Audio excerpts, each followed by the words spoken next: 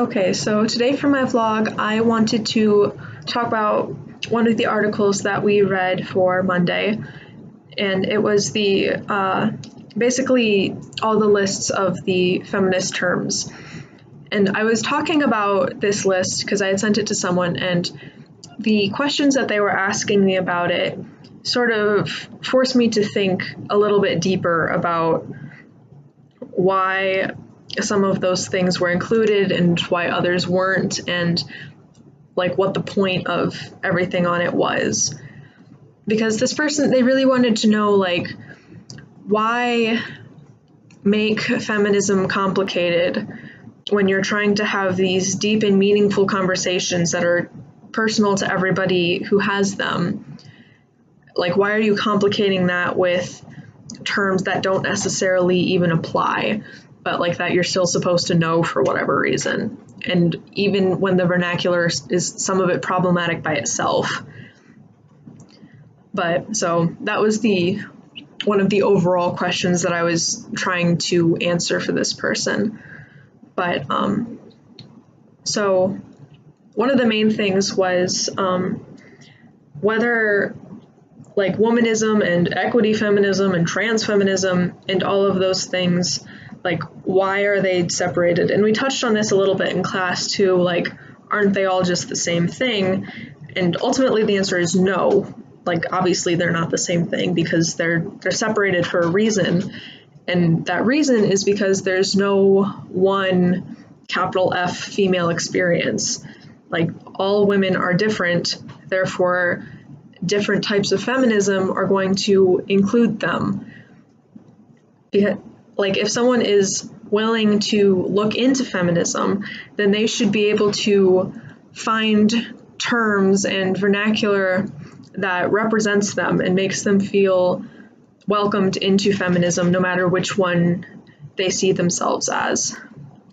So even though there isn't one capital F female experience, there are similarities between what a lot of women do experience, and that sort of leads into the next thing, which was, why are there all of these made up terms like manspreading and mansplaining or anything? And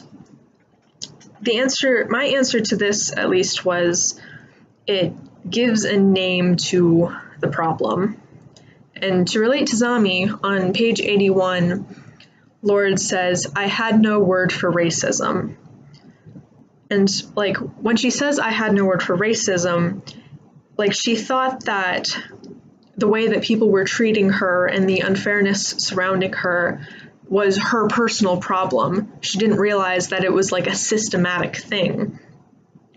So when you talk about terms like manspreading and mansplaining, that comes from like the internet, where all of these women came together and they were just talking about their own experiences, and they realized that there was something systematic about it.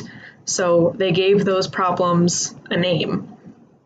On top of that, the whole trigger and trigger warning thing, which is somewhat controversial in and of itself now, is especially relevant to some of the issues that women can experience. Like, I would argue that probably all women have at some point been unfortunate enough to experience benevolent sexism, but some of them have experienced extremely hostile sexism, and like, there may be rape or sexual assault or something else deeply traumatizing about their experiences as a woman. So like, knowing triggers and trigger warnings, those are important for people within the community to make sure that they are being accepting of the other women in the community. So overall, whether or not all of these terms and just the overall lexicon is beneficial, I think that's really ultimately a matter of opinion. Because some people think that, like, well, if people aren't going to bother to learn it and it turns them off from feminism in general, then it's not worth it.